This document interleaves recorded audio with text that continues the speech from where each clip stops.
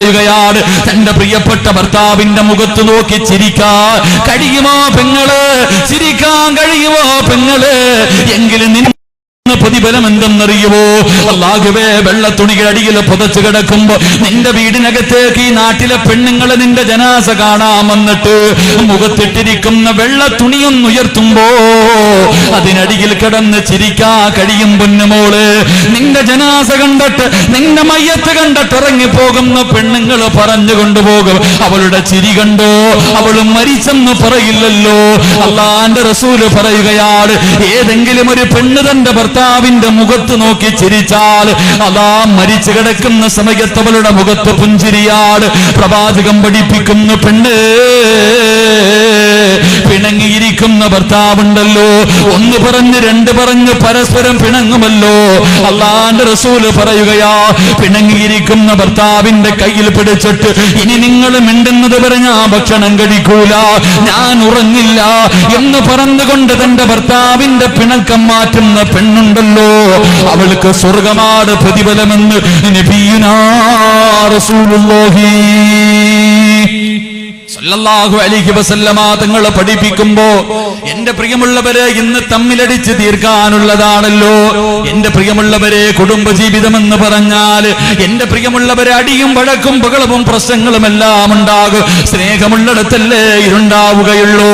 സ്നേഹമുള്ളിടത്തല്ലേ മഹാനായ അസ്റഫുൽ ഖൽഖ് നബിയുനാ റസൂലുള്ളാഹി സല്ലല്ലാഹു അലൈഹി വസല്ലമ തങ്ങളുടെ ജീവിതത്തിൽ പോലും തന്റെ പ്രിയപ്പെട്ട ഭാര്യയായ ആയിഷ റളിയല്ലാഹു തആല ആയിഷ ബീവിയോട് പോലും പ്രവാചകനെ പിണങ്ങിയിരുന്നു എന്ന് ചരിത്രം പഠിപ്പിക്കുമ്പോ, പാതിരാത്രി ഒരുമിച്ച് കൂടിയവരോട് സ്വർഗത്തിലെ കുടുംബമാരെന്നറിയുവോ?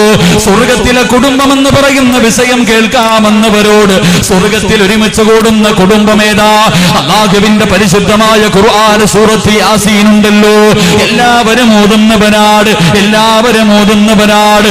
സൂറത്ത് യാസീൻ ഓതുമ്പോൾ എന്റെ പ്രിയമുള്ളവരെ, അതിനകത്തൊരായത്തുണ്ട്, وأزواجه في ظلال على الأرائك متقيون പറഞ്ഞു തരികയാണ്, ഏതെങ്കിലും ഒരു ഭർത്താവ് തന്റെ പ്രിയപ്പെട്ട ഭാര്യയുടെ കയ്യിലൊന്ന് പിടിച്ച, എന്റെ പ്രിയപ്പെട്ട ചെറുപ്പക്കാരാ, പൊന്നുമോനെ, നീ ചെയ്ത പാവങ്ങൾ നിന്റെ വിരലുകൾക്കിടയിലൂടെ വഴുതി വീണു പോകുമെന്ന് പ്രവാചകം പഠിപ്പിക്കുമ്പോ, എന്റെ പ്രിയപ്പെട്ട സഹോദരങ്ങളോട് മഹാനായ റസൂലുള്ളാഹി സ്വല്ലല്ലാഹു അലൈഹി വസല്ലമ തങ്ങൾ മസ്ജിദുൻ നബവിയിൽ ഇരുന്ന് പ്രസംഗം നടത്തുകയാണ്.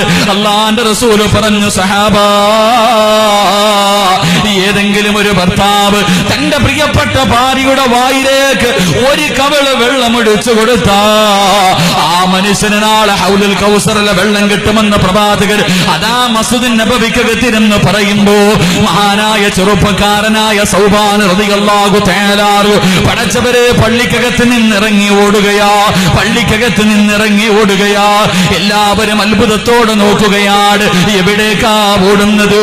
പടച്ചവരെ തന്റെ വീട്ടിലേക്ക് ഓടിച്ചെന്ന് ഭക്ഷണം വെച്ചുകൊണ്ടിരിക്കുന്ന പ്രിയപ്പെട്ട ഭാര്യയുടെ കയ്യിൽ പിടിച്ചുകൊണ്ട് വെതാ കിണറ്റിന്റെ ചുവട്ടിലേക്ക് കൊണ്ടുവന്നിട്ട് വെള്ളം കോരിയിട്ട് തന്റെ പ്രിയപ്പെട്ട ഭാര്യയുടെ വായിലേക്ക് വെള്ളമൊഴിച്ചു കൊടുക്കുമ്പോ ആ പെണ്ണ് ചോദിച്ചു, സൗഹാരെ, എന്തേ നിങ്ങൾക്ക് ഭ്രാന്ത് പിടിച്ചോ?